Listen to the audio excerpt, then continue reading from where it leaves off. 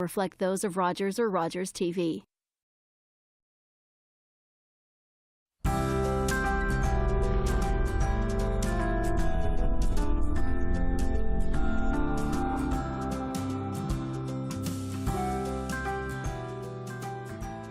Hi, I'm Bev Miller, and welcome to Addictions Unplugged. Each week, my co-host, Dr. Vera Tarman, will answer your questions and concerns about addiction. Tonight, we're going to be discussing medical marijuana. As of April 1st of this year, medical marijuana is approved, providing a person has a doctor's prescription. Within the year, the government will be using their own contractors to grow marijuana that patients can then purchase. Medical marijuana, is it helpful or will it be abused? Call us with your questions and concerns. So Dr. Vera, tell us, what is medical marijuana? Why do we use that term? Okay, well, you know, medical marijuana let me give a little bit of history. Yes, please. As of April 1st, a pretty major shift in policy has occurred. Now it is actually legal and expected that a doctor can write a prescription for marijuana, given that you have particular conditions. And before that, doctors were really kind of out of the picture. They were able to write something. I mean, there were two ways that people got medical marijuana. They either went through Health Canada and filled out this huge application that a doctor had to fill for them, and then they would be allowed to grow a certain amount on their own, or well, basically that was the idea. They would be allowed to grow basically enough for themselves and maybe for somebody else. Okay. Or the second way, kind of in a gray area, was where people would go to a compassionate club and have this card that the doctor would say, yes, this person has hepatitis C, or yes, this person has fibromyalgia, and would benefit from marijuana. And then they would have this card, and then they could purchase it at these clubs. So they'd actually purchase it a certain amount that they wanted. Right. That's how it was. And now the government's going to be growing it. Yeah, well, yes, exactly. Pretty so much. The government has stepped in, and Health Canada has basically said, we don't want to do that anymore. We want the doctors now to essentially basically take care of it and write a prescription. And where Health Canada is still going to be involved is they will now be the producers. Or they will actually contract out producers. Right, right. Yeah. And so that's two major things. First of all, the government's going to get involved, presumably, so that there will be more control over the quantity and the quality. And then secondly, that doctors will be involved in terms of the amount and where it's appropriate and where it's not. I've got to tell you, reading this medical marijuana, it sounds like an oxymoron to me. I mean, and my first thought is, really? How is this possible? So the doctors are involved now. As a doctor, and the doctors that you know, are you guys comfortable with this? Well, I mean, that's really the key right there. The Canadian Medical Association has sent out a resounding no. They are not comfortable with this. Okay. And partly it's not so much because of the benefits or non-benefits of marijuana, which I'm sure we're going to talk about. It has a lot more to do with the fact that they've been asked to be basically the gatekeepers, the prescribers of this, without knowing anything about it. They don't know what the dose. They don't know what the strain. They don't know what conditions they should. I mean, they're basically asked to do something without knowing what they're doing. Right. So and from their point of view, this is way too premature. Wow. You mentioned the dose. So the doctor doesn't write out the prescription saying, take this much amount at such and such a time. They're expected to, but they have no idea how to do that.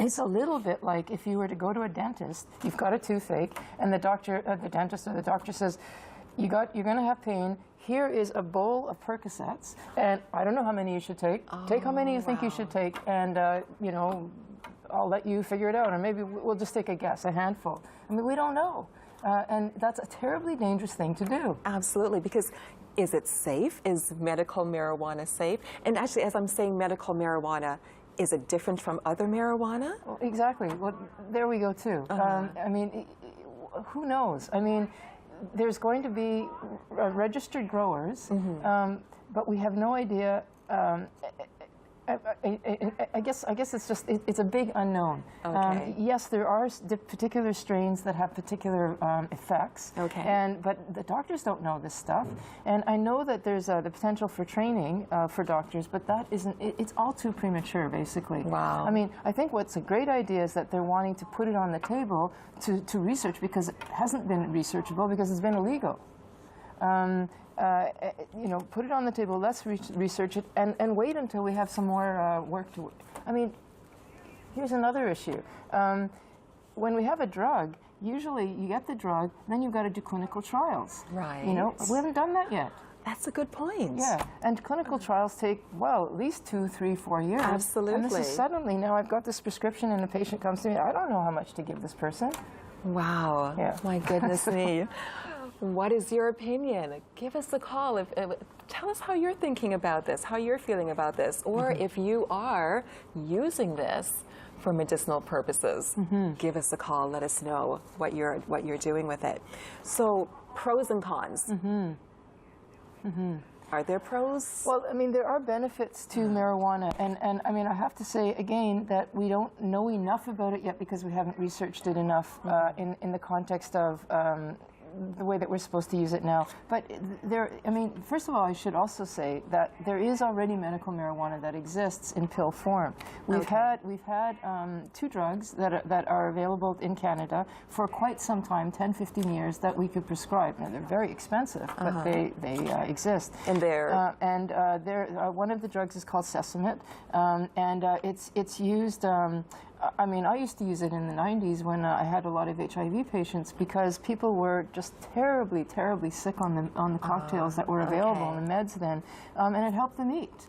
And similarly for cancer, right. And also for pain. Yes. So, I mean, these were drugs that we could prescribe, and you know, they existed for quite some time, and there was some clinical trials and work around that, so we knew what we were doing. Right. I knew what the dose was, and I knew what the effect would be.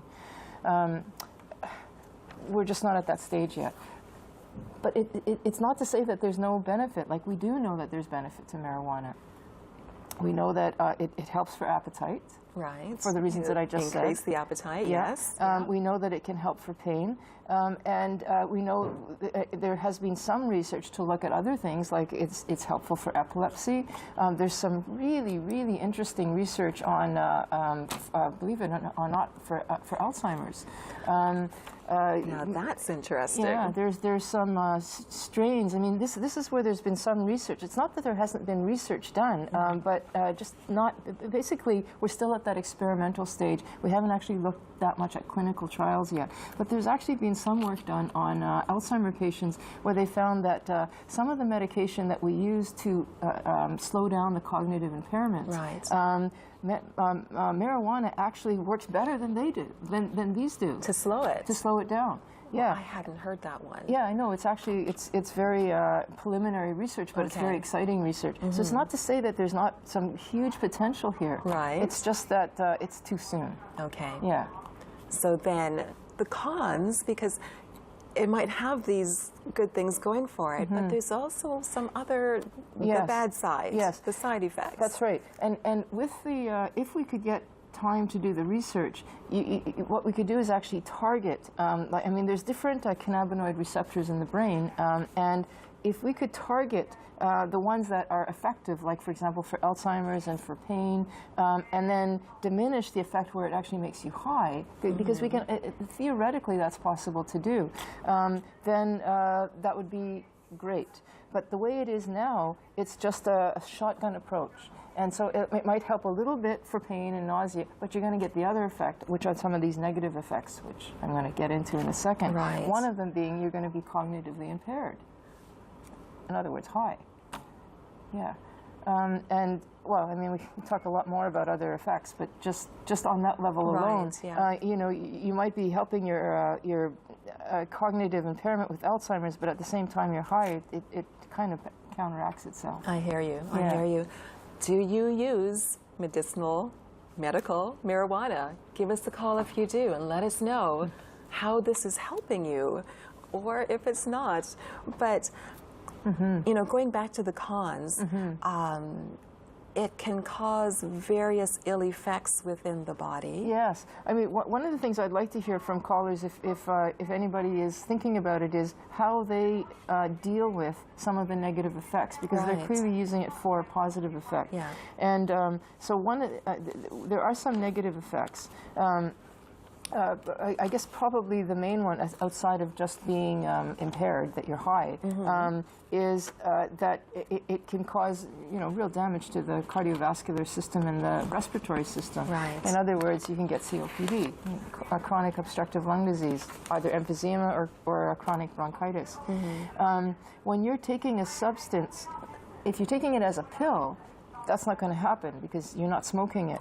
But when you're taking it as a substance where you're actually smoking something, and not just smoking, but you're holding it in. Right. And then you're letting it go, that's really damaging to the lung cells. Absolutely. Lung cancer. Yeah, exactly. Yep, lung cancer. Lung cancer. And I think I read where smoking one joint is equivalent to smoking 3 cigarettes. Or more. I mean, the studies have actually said it's anywhere from 3 to 10 cigarettes. I guess it depends on one how big. joint. Yeah, yeah. Okay.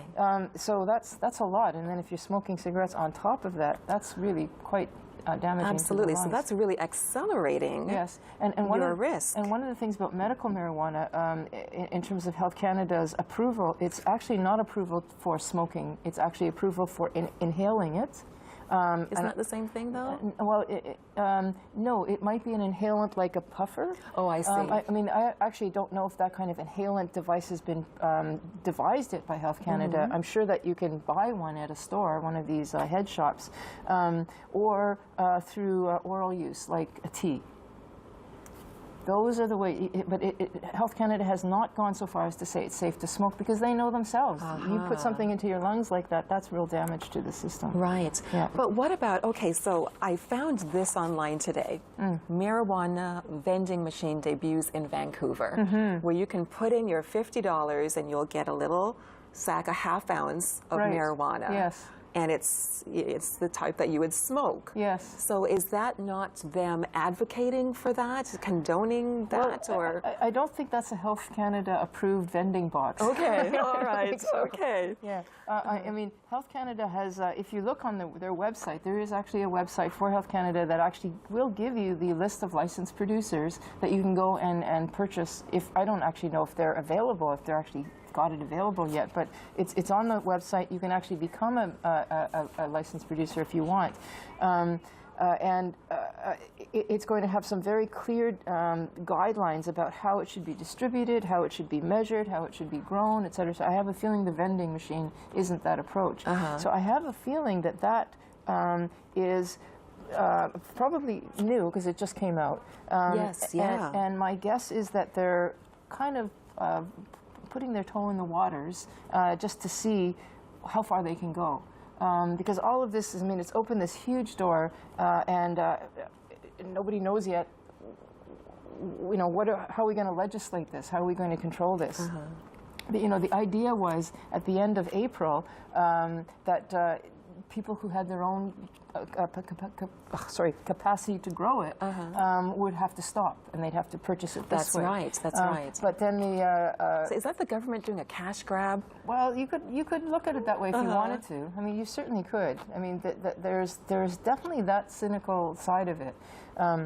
But anyway, the government recognized there's no way to fulfill the need that there's going to be, that we can actually, our providers will be available. So they've opened it up to within the year. So you can still grow your own, but the expectation is that you're going to have to close shop at some point and go to these, or try to become legitimate. Wow. Yeah. Well, if you want more information on the Health Canada information, you can go to our website, and you'll find information there about Health Canada and their regulations for medicinal marijuana. This is a really interesting topic tonight, and I know a lot of people are really looking at this because it can just open up a whole Pandora's box of things. Yes, I think it can. So that's going to be really interesting to follow. I mean, the fact that they've opened this door it's premature from a medical point of view, and really it's not that doctors don't want to do this, it's just they don't want to do this now with so little guidance. Exactly. I hear you. And you know what? Let's hold that till we come back. We'll be right back after the break with more help on Addictions Unplugged.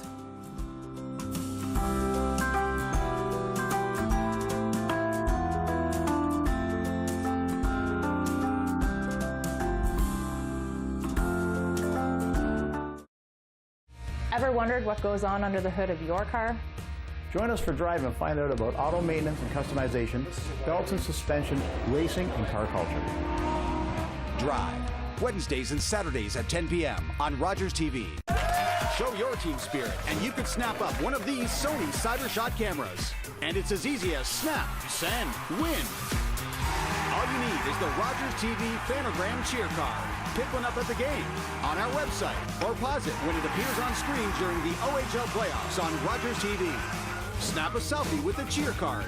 Send it to our Fanogram Facebook page, and you could win a Sony CyberShot camera with the Rogers TV Fanogram contest.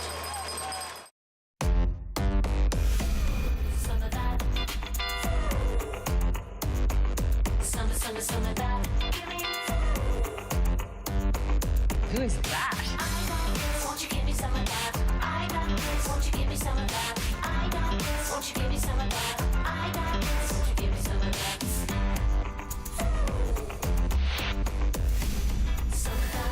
Call 1-888-ROGERS-1 to order. What do Wayne Gretzky, Sidney Crosby, and Guillaume Phaneuf have in common? They all played minor hockey, so tune in to see the NYHL and Sports Zone on Rogers TV, Friday nights at 7 p.m. right before the OHL.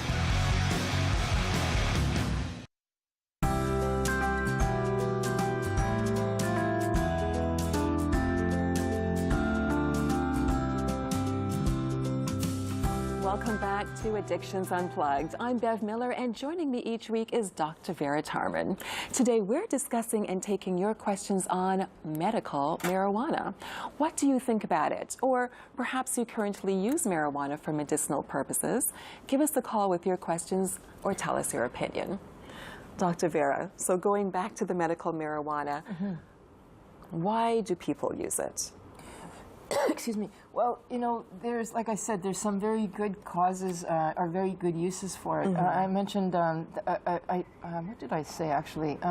Well, we know that, for example, it's very helpful for epilepsy. Okay. We know it's very helpful for glaucoma. It's primarily, well, we know it's for, that's what I said. I was talking about nausea and pain for cancer chemo and HIV medication situations. Probably now it's mostly used for pain. For people with fibromyalgia, sort of diffuse chronic pain where it's not really specified where. Okay. And I'm not really sure if to some degree it's not used also for anxiety or depression management too, kind of a self-medication purpose. Okay. I think that there's a lot of that. As we are an aging population, people are experiencing chronic pain more, like knee pain, back pain, neck pain, just generalized pain, and marijuana seems to help that a great deal, or at least that's what it's being used for. Yes, and I actually think that probably a large part of it is for mood moderation. Mood moderation. Yeah, in other words, to feel less anxious. Right, Yeah. exactly. Let's keep that in mind for a bit. We've got Sergey on the line. Sergey, are you there? Yes, I'm here. Hi, thanks for calling in. What is your question? My question is, okay, I use it for back pain, sleep, and appetite. My question is the prices at the clinics are so expensive compared to what you could find it elsewhere.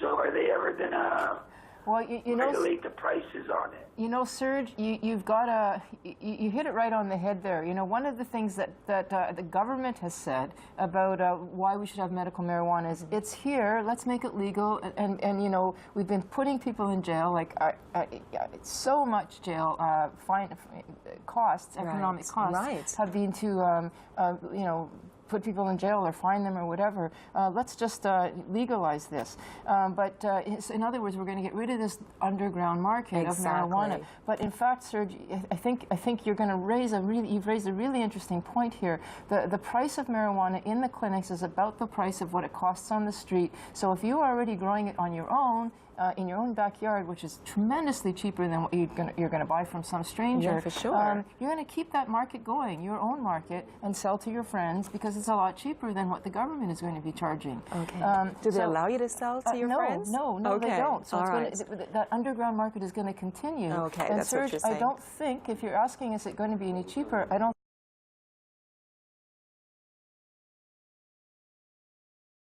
think it will. I think this is going to be a stumbling block. And the next question that you haven't asked is it going to be covered under ODSP or medical plans? Is your plan, your insurance plan, going to cover this? That's a very good question that I don't have an answer to. But I mean, Serge, what would you do? Do you? I guess you can't really say if you grow it on your own, but wouldn't you be? I don't know. What's your opinion about that? Grow, but I purchase every few days. Yes. I spend about $40 every 2-3 days. Wow. Without it, I don't get no sleep. Yes. My legs, I get spazzing in my legs while I'm laying down. It kind of relaxes me, and migraines. It really helps with my migraines. Yeah.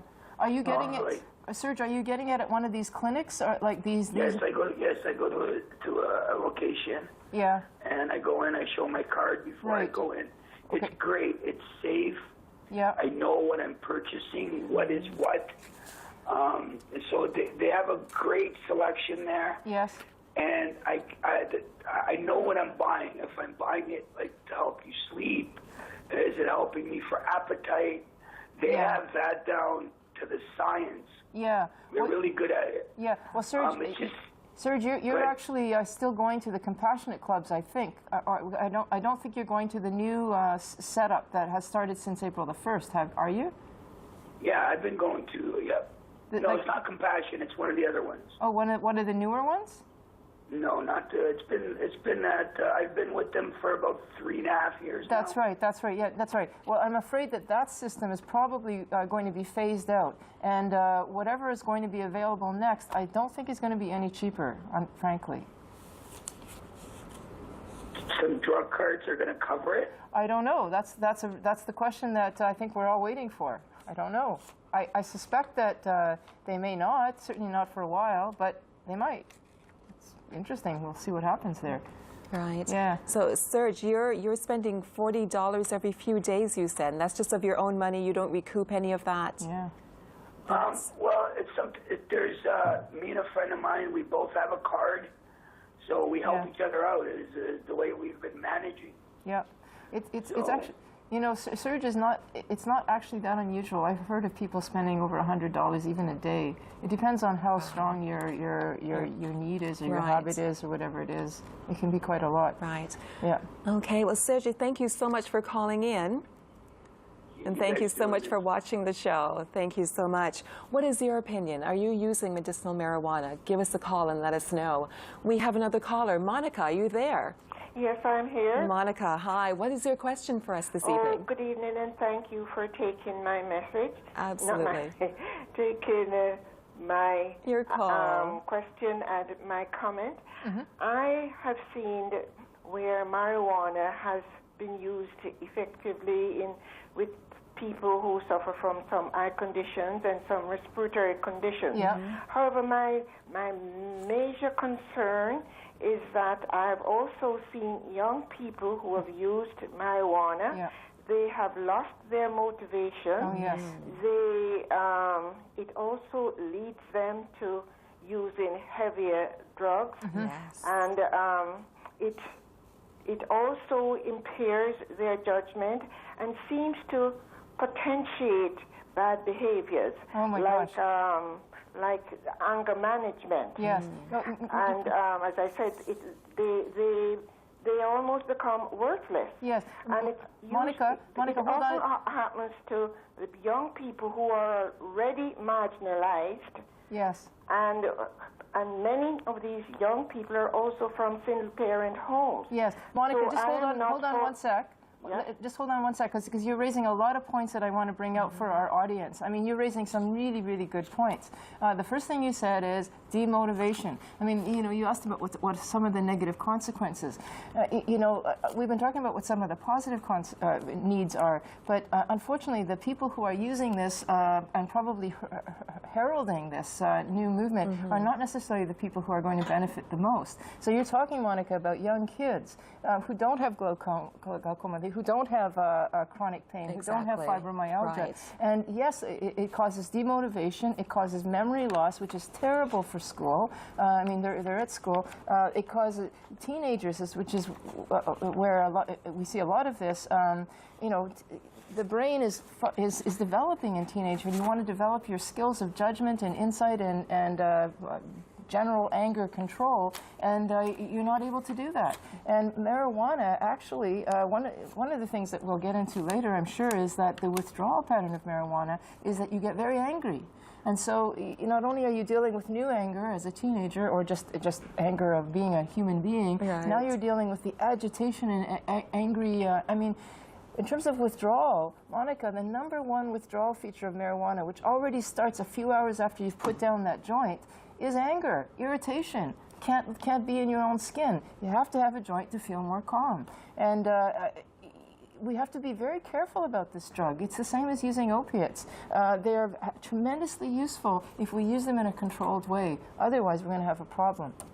Anyway, go ahead, marijuana. Yeah. Let me Monica. Can I just make one more comment? Yes, absolutely. I'm a registered nurse, and I've taught pharmacology for many, many years. Yes. And there are many medications, and I would perhaps say digoxin is one of them, or atropine, and they have been purified from herbs.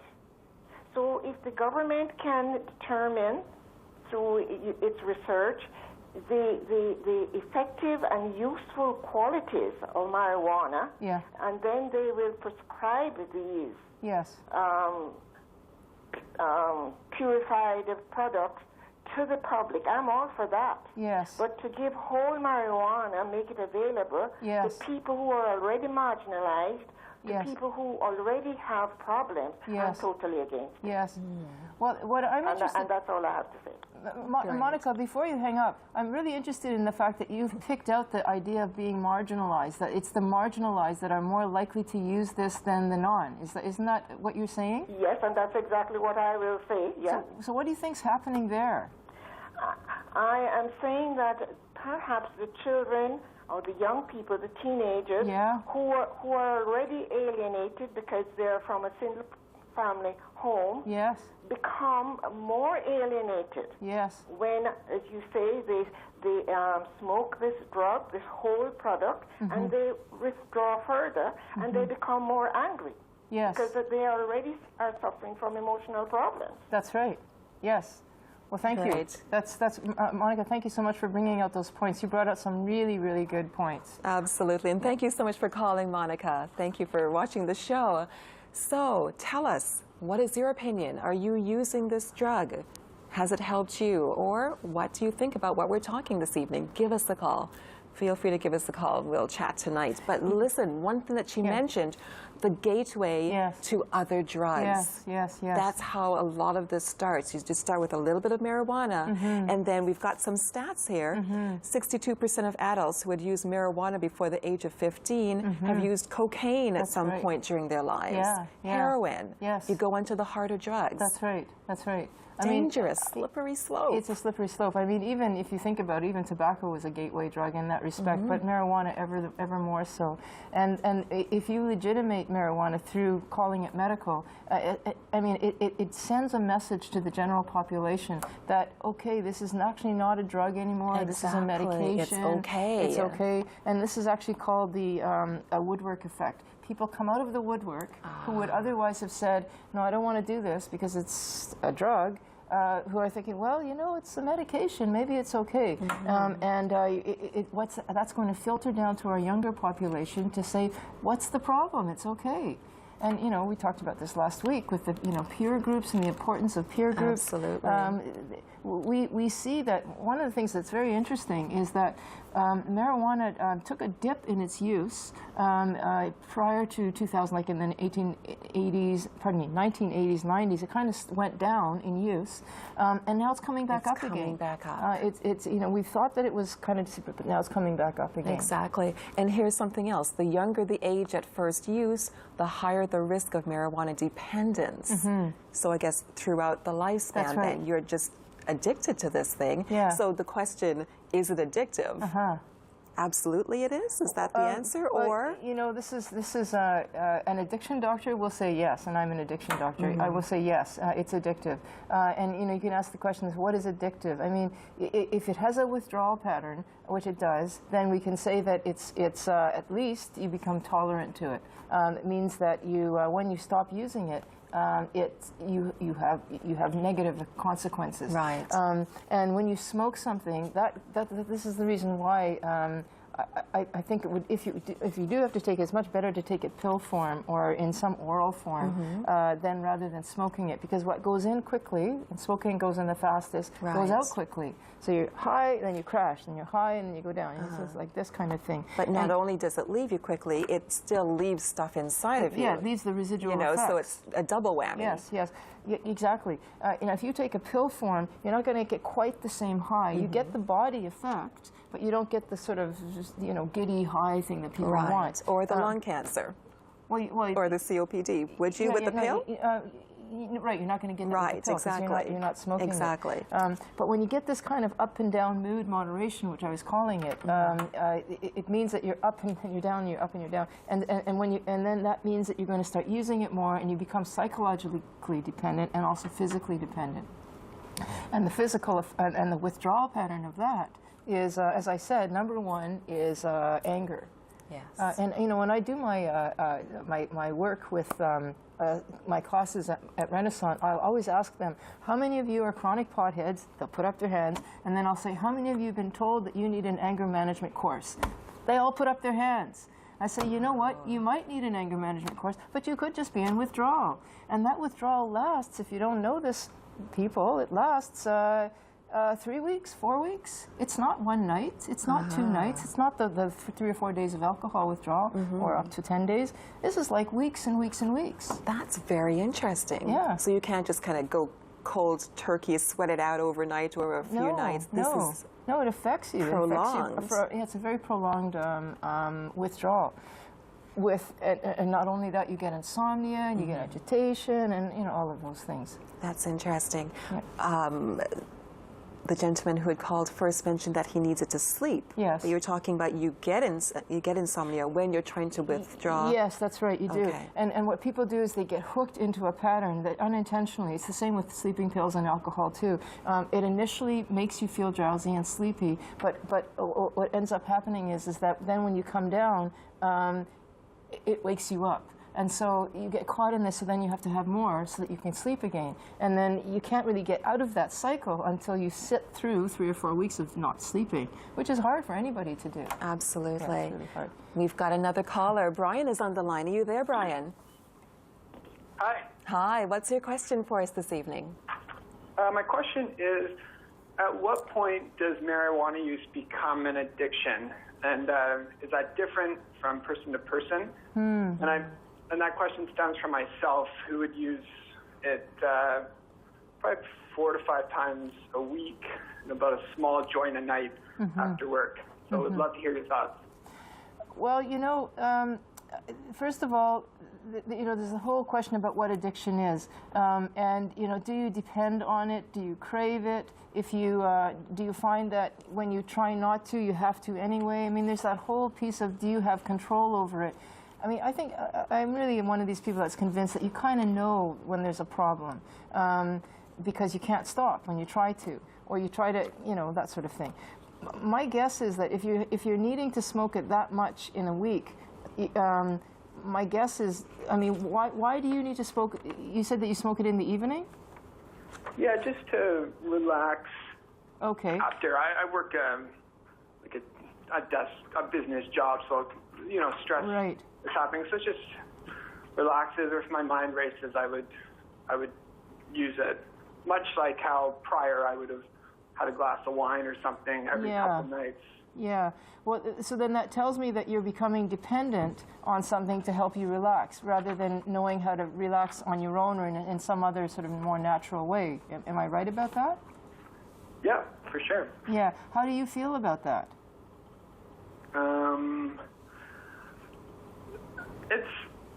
That's where the confusion lies, I guess, is just because it doesn't seem like something like I have stopped. Yes. Oh God, like I would stop every couple months. I would go a couple weeks without it, but then. And what would happen? Oh, it'd be fine, and then it would just be like, oh, okay, well, I might as well start again. Then it would get to the, the 4 to 5 times a week point. Mm-hmm. So maybe about $20, $40 a week. Uh-huh. Yeah, so. Brian, I would say that, I can't tell you if you're addicted to it or not without doing a whole set of questions, but it sounds to me like you're worried about it enough that you're calling and that you're thinking about it and that you've tried to stop a few times. That tells me that you're already a little bit worried about it. I guess the thing that I keep coming back to is, how do you feel about the fact that that's how you're managing your anxiety rather than finding another way to do so? And are you okay with that? Because you might be, it's like the person who's a functional addict. They're still okay. They're still managing their job. Are you okay with that? Definitely describe myself as a functional addict. And I do yoga, say, 4 times a week. Yes. And do meditation as well. Yes. So I do to manage stress and anxiety. But that takes time, and if once life starts to get busy. Yes. An hour yoga class versus a quick joint. Going to your back. Yeah, a quick joint. Right. So that's where I'm coming from. I think that,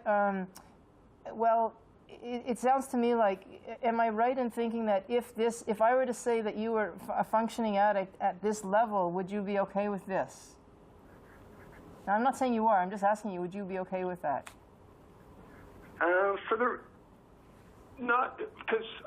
For the health reasons, I don't like smoking, so I guess I'd have to move to another form. Like I don't like cigarettes, because it obviously gives you cancer and such. Right. So that would be a worry of mine. Yeah. Say 20 years down the road when Okay, so I think you're kind of answering your question then. There are certainly the long-term consequences. The other thing about addiction is that it's not how do I say this? It's a kind of phenomena that it's not stagnant. It actually gets worse and worse, but insidiously. You don't really realize it. It's like you can become a drinker, drinking 2 drinks a night or maybe a joint a night, and then over time it's 3, and then when you're on holidays it's 4, and generally then it starts to sort of become part of your lifestyle, and then you couldn't live without it. And it's not something that's stagnant at one point. It kind of is a snowball that grows, but sometimes you don't notice it until it's there. Right. And then you've got all those consequences. And then people try to stop drinking, or they try to stop smoking because they've got emphysema or something and then they can't. And it's too late. Yeah. And is that because the body becomes accustomed to that small amount and you need more and more to get that same? Yeah, it's that, and it's also with the withdrawal. Okay. Because I don't know, Brian, but my guess is that if you have had a number of weeks under your belt of smoking, and when you now stop, remember I was saying about insomnia, the withdrawal pattern is not just 1 or 2 days, it's a few weeks, and you're going to be feeling more anxiety than you would otherwise feel, more insomnia, more difficult times to kind of settle yourself down. And that's going to take a little while. It's going to be harder for you not to pick up that joint to kind of stabilize. What ends up happening, it's actually called negative reinforcement. I'm not actually using the substance to get high, I'm using it so that I don't feel bad. And that's enough of a reinforcement. And the feeling bad is anxious.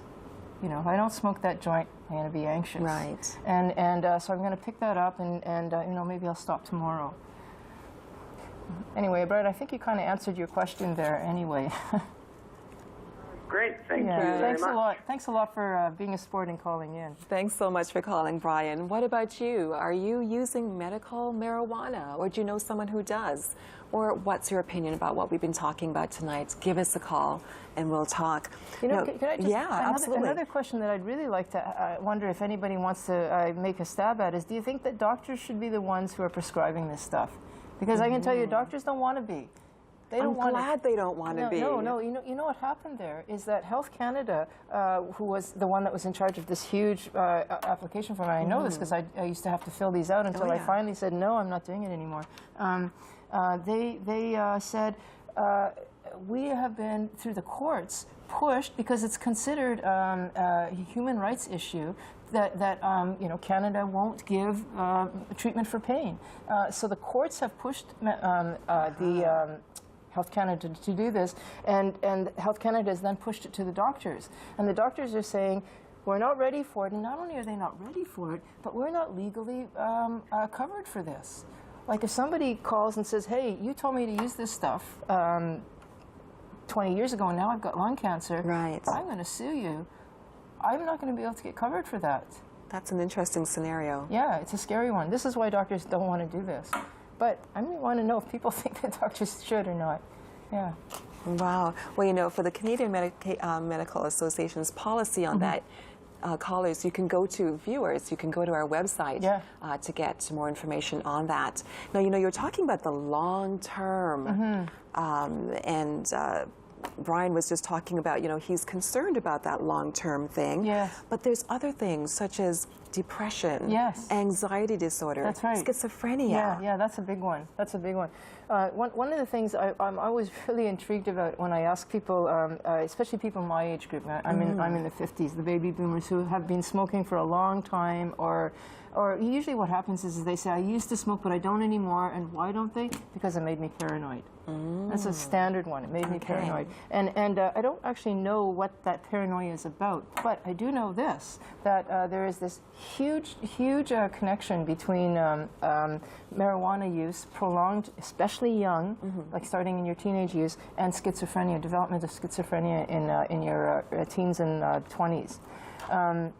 Well, you've got the statistics. Yeah, the statistics here, and I was astounded. Listen to this, and researchers in New Zealand found that those who used it by the age of 15 were more than 300% more likely to develop illnesses such as schizophrenia. Yeah, that's right. Huge. That's huge. That's really huge. Even more so than anxiety and depression. Even more so. So people are using it to treat their anxiety and their depression, but they're actually putting fuel into developing this. Now with schizophrenia, there's something very strange about that, and there's some really recent research that's just come out in the last year or two, where they've actually figured out a little bit about the genetics of schizophrenia. Okay. And what they've found is, this is very interesting, that there are 3 sets of genetic variants of schizophrenia, and that the people who smoke marijuana in one set will not necessarily get an increase in schizophrenia.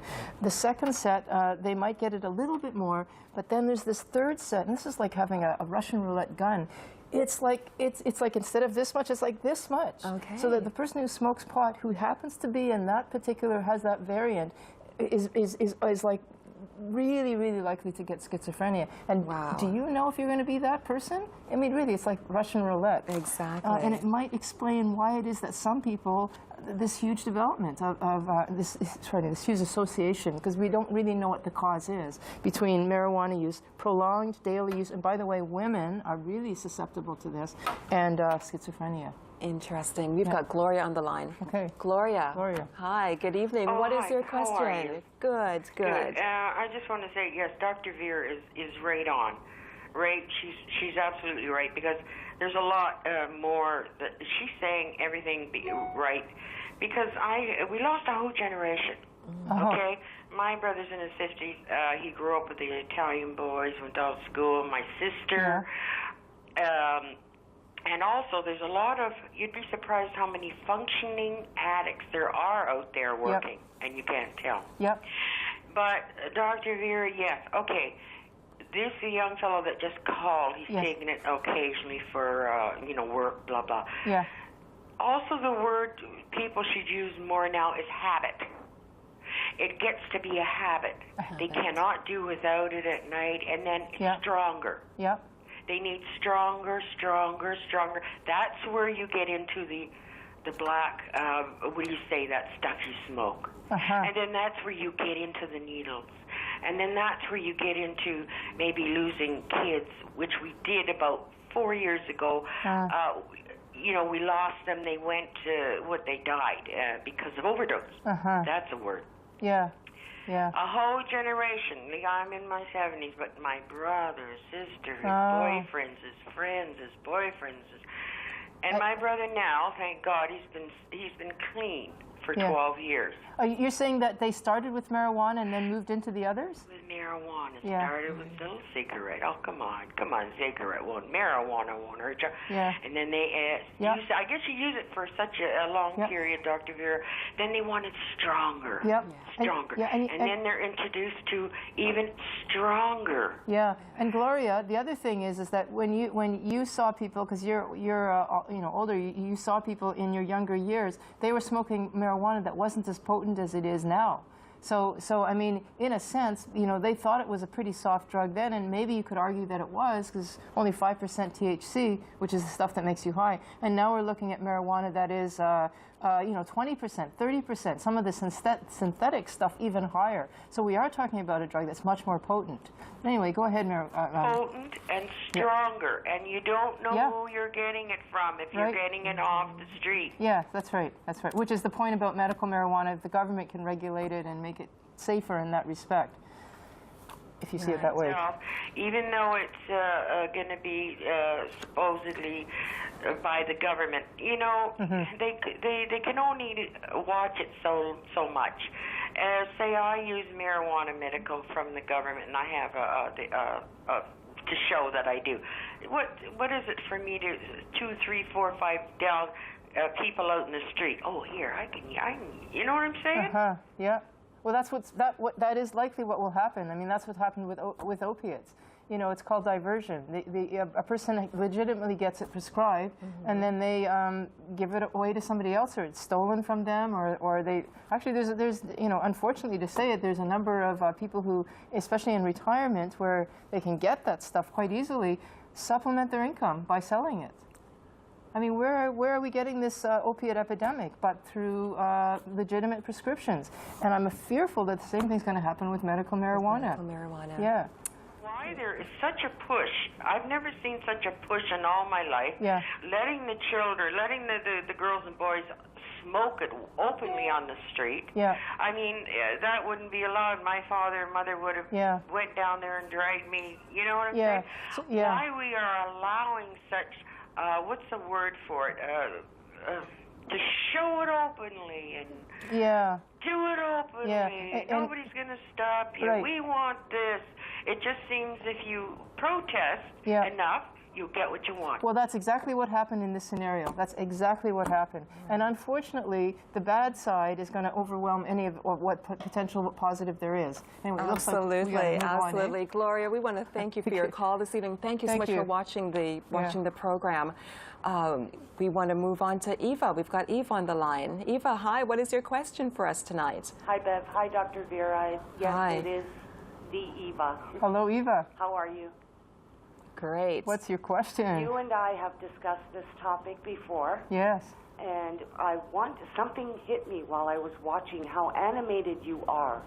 And it seems to me against this. Something hit me. I'd like to know what kind of pressure are doctors under should a patient come in and ask for this. What kind of pressure are you under? Are you even required to give the patient what they want? Well, that's a really good question. The Canadian Medical Association has actually sent out this policy that has actually said, yes, you're going to be asked, but if you want to say no, that's fine. You can say no. So they have actually backed us up. And again, it's not because there's no value to this. It's that the way it's being presented, that's what doctors are really upset about. Oh my gosh. I'm sorry, I lost my thread there. Is there a list of doctors who will prescribe? Thank you. That was it. And Eva, the thing that's going to happen is that there are actually already a few clinics that have stated that they want to open up because, and they're going to be just marijuana clinics. I think there's going to be one at Yonge and Eglinton. Okay. Is it two apparently at Yonge and Eglinton, soon to be opened up in the next few months, and they are going to make their stand based on the fact that doctors like me don't want to prescribe it, or that we're too afraid to prescribe it. And they've said, look, we know that doctors don't want to do this. We're here, we're open, come to us. And you know what the problem with that is that in order to prescribe a drug that is potentially dangerous, you've got to run through a whole list of options. This is what I've tried first, this, and this, and this. This didn't work, that's why I have to do this. These doctors are not going to do this. Incredible. You know what? We're going to have to go to break. Eva, we want you to just stay on the line there, and we'll come back with you after. But we've got more help with Addictions Unplugged.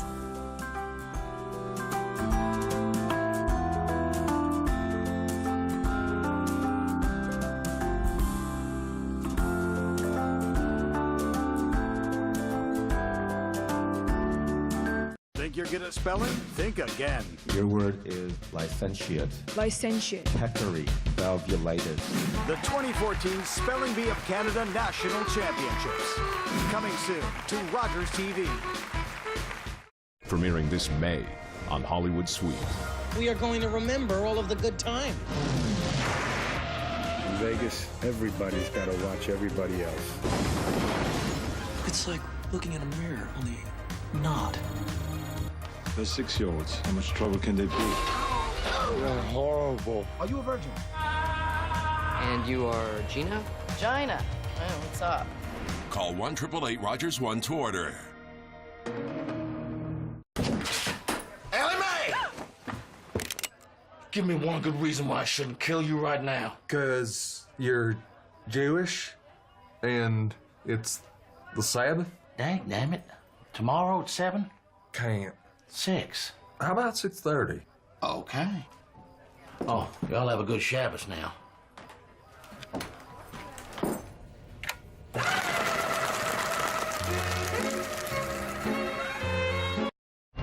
There's only one place you can catch intense, hard-hitting women's roller derby. Rogers TV. Tune in and buckle up for exclusive action from Toronto Roller Derby. All airtimes at rogerstv.com.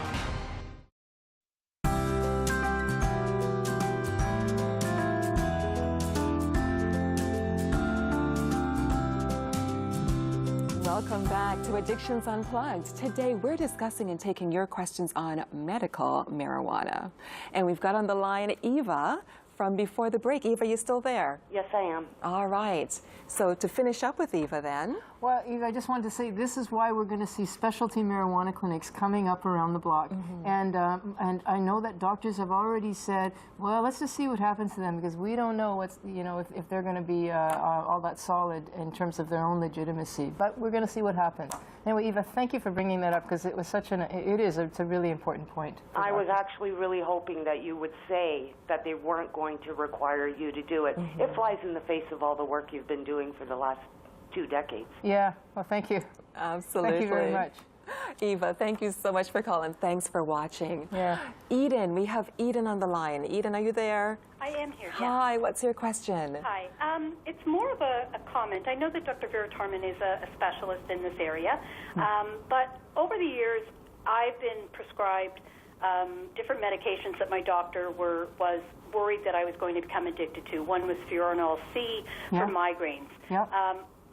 I mean, I am now addicted to alcohol. I can't even get help for my alcohol addiction, but I never got addicted to medications that helped me for a very specific purpose. I also, not recently, but within the last 5 years, used organic sativa to help me with anxiety, and I found it enormously helpful for me. I'm not necessarily asking for a medical marijuana prescription. However, I couldn't get adequate help for my arthritis because maybe my doctor didn't want to prescribe, heavy opioid painkillers. And I can't get help. I can't get adequate help for alcohol addiction. Yes. So those are things that already are in place and that the government knows about, medical professionals know about. They're worried about new addictions to marijuana. For sure, But that, frankly, I mean, I would be considered an addictive personality, and I am not addicted to opioids. I'm not addicted to barbiturates. Eden, we have to cut you off, but I do want to say that your story is exactly why this is such a controversial issue, because it's not so clear cut. I mean, it is addictive, and yet it's still useful, and it sounds like you're right in the middle of that quagmire. I mean, it's not a simple issue. And by the way, if you should, I mean, just for people, if you know, there's actually a 12-step marijuana anonymous program. Like there is actually help out there if you decide that you are addicted to marijuana. Okay. I think we have to move on. Right. Eden, thank you so much. I hope you. that answers your question, your comment. Thank you for watching the show. Andrea, we've got one last caller before we go tonight. Andrea, are you there? Hi there. What is your question? It's a comment and a question. Okay, great. But I have to be honest and express my frustration in response to, like a very typical medical community response to medical marijuana, and, that is so tightly correlated to this horrible stigma. There's so many medications out there that have risk that you prescribe. Yes, you're right. With much less research that marijuana has for certain certain diseases such as MS. Yes. So you're saying if a possible consequence would fall on you as a doctor, but why is it any different than any other medication that you prescribe? Okay, so your point is actually really a good one, and we don't have to look further than just the opiates, which are a huge problem, prescribed quite liberally. Sleeping pills, huge problem, prescribed quite liberally. So you're quite right. We shouldn't really be trashing marijuana or being afraid to prescribe it when we're so happily prescribing these other very, very dangerous medications. I personally would say I think we should use all of this stuff with much greater caution than we do, including those. I mean, as an addictions doctor, I've become very, very, very cautious about all medications, and to use them, yes, where they are appropriate, but to also be very cautious. I think. Yeah, absolutely. So I mean, I get what you're saying there. We're on the same page with that one. Right. To the difference of why it would fall, the risk or of a consequence would fall on you, whereas other medications would not? This is one of those crazy situations. It's called the standard of practice. The standard of practice is that it's okay, and the standard of practice is what legal, if I get sued and I'm following my standard of practice, which is what does that mean? What all the other doctors are doing. And if all the other doctors are prescribing liberally opiates or antidepressants, I mean, I could make a list of things that are not that safe to take, or that have consequences. But if everybody's doing it, if I get sued, I will have the backup of my legal protection. But marijuana is out there. I'm going to be waiting out in there where not that many people want to do it. They're all afraid. I'm going to be left on my own. And this has just solely got to do, not with the science, it's got to do with the way the situation is right now, standard of practice. Wow. Andrea, we want to thank you for your call. We're going to have to wrap things up as our evening comes to a close. Yes. But thank you so much for watching the program. You've got a saying that you like to say each week. I like to say, this show is called Addictions Unplugged, but, the power is ours, and let's take it back. And that includes, how do we take it back, really quickly? Putting you on the spot. By calling upon supports in the system, within ourselves, spiritual supports. Let's take the power that we give the substances, whether it's marijuana, alcohol, antidepressants, whatever it is, and find ways to be a full human being within ourselves. That's powerful. Yeah, well, that's my hope. That's my passion. That is fantastic. That is fantastic. Well, talking about medical marijuana tonight, and we're just coming to a close. I want to thank you for all the great, powerful information that you've given to us. We're out of time. On behalf of my co-host, Dr. Tarman, and myself, I'd like to thank all of our callers and you, the viewers. We will see you next week. Thanks for watching.